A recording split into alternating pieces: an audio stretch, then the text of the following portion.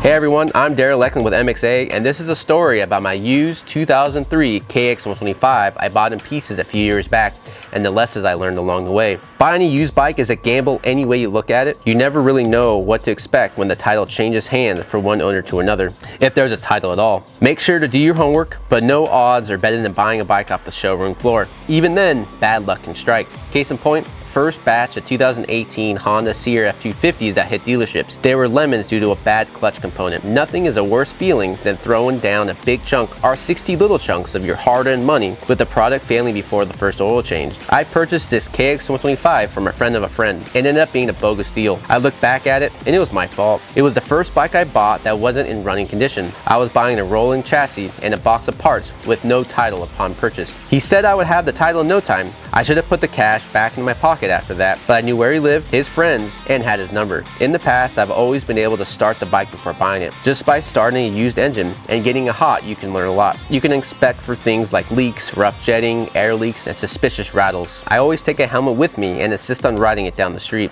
It allows me to check for blown out suspension, if the seals leak, and if the engine is running strong. Craigslist ads can be deceiving and dishonest. A bottle of Maxima SC1, Scotch-Brite, and new plastic can mask a lot of issues. I asked all the questions when I was looking to buy the KX125, but didn't inspect the parts as close as I should have. I haggled to get the price down from $650 to $400 for what I thought was a good deal.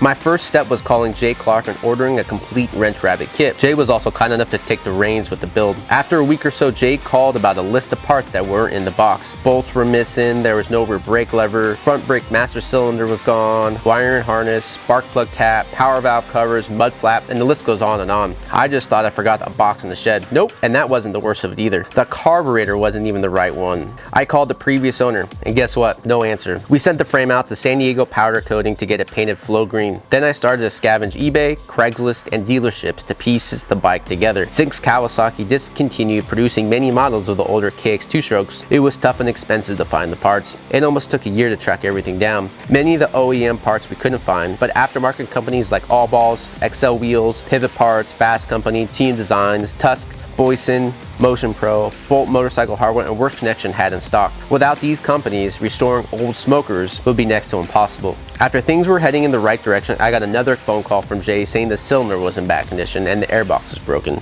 I started browsing eBay again while Jay sent the old cylinder Millennium Technologies to salvage it. They said it wasn't easy, but they were able to bring the damaged cylinder back to life. They stripped the material down, repaired damage, and replated the stock displacement, which saved me time and money. As far as the airbox, we had no luck finding one. We used Bondo and silicone and band-aided it together. It isn't perfect, but it was our last resort. The suspension needed some serious TLC. We always had good luck with Race Tech when it comes to refurbishing old beat-up suspension components. We got the components back within a week looking like new.